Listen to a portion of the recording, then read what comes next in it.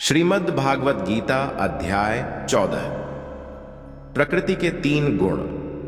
भगवान ने कहा, अब मैं तुमसे समस्त ज्ञानों में सर्वश्रेष्ठ इस परम ज्ञान को पुनः कहूंगा, जिसे जान लेने पर समस्त मुनियों ने परम सिद्धि प्राप्त की है।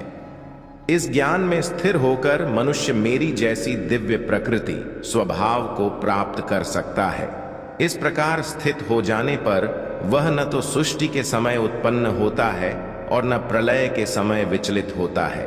हे भरत पुत्र, ब्रह्म नामक भौतिक वस्तु जन्म का स्रोत है और मैं इसी ब्रह्म को गर्भस्य करता हूं, जिससे समस्त जीवों का जन्म होता है। हे कुंती पुत्र, तुम यह समझ लो कि समस्त प्रकार की जीव योनियां इस भौतिक प्रकृति में जन्म द्वारा संभव हैं और मैं उनका बीज प्रदाता पिता हूं। भौतिक प्रकृति 3 गुणों से युक्त है।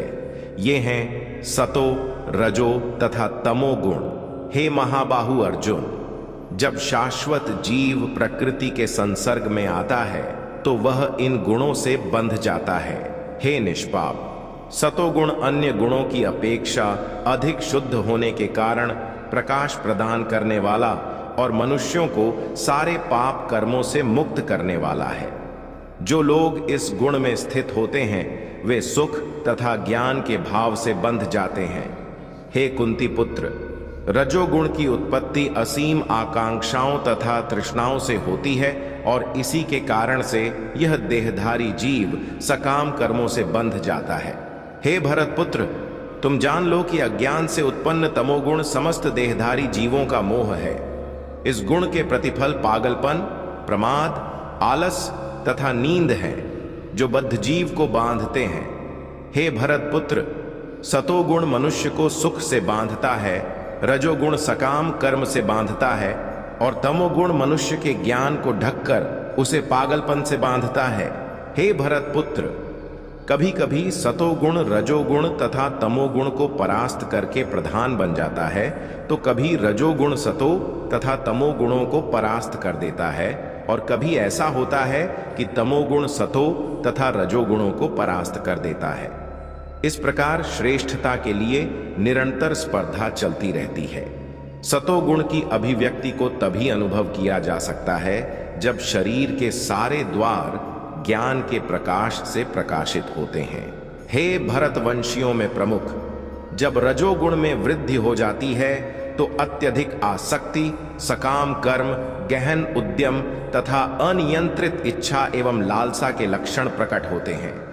जब तमोगुण में वृद्धि हो जाती है तो हे कुरुपुत्र, अंधेरा, जड़ता, प्रमत्तता तथा मोह का प्राकट्य होता है। जब कोई सतोगुण में मरता है तो उसे महर्षियों के विशुद्ध उच्चतर लोकों की प्राप्ति होती है। जब कोई रजोगुण में मरता है तो वह सकाम कर्मियों के बीच जन्म ग्रहण करता है और जब कोई तमोगुण में मरता है तो वह पशु योनि में जन्म धारण करता है।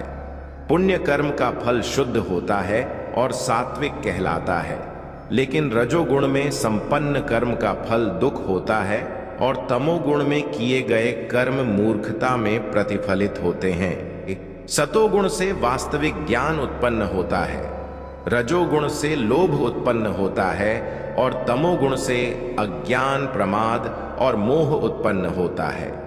सतोगुणी व्यक्ति क्रमशः उच्च लोकों को ऊपर जाते हैं, रजोगुणी इसी पृथ्वी लोक में रह जाते हैं और जो अत्यंत गर्हित तमोगुण में स्थित हैं वे नीचे नरक लोकों को जाते हैं। जब कोई यह अच्छी तरह जान लेता है कि समस्त कार्यों में प्रकृति के 3 गुणों के अतिरिक्त अन्य कोई कर्ता नहीं है, और जब वह परमेश्वर को जान लेता है जो इन 3 गुणों से परे है, तो वह मेरे दिव्य स्वभाव को प्राप्त होता है।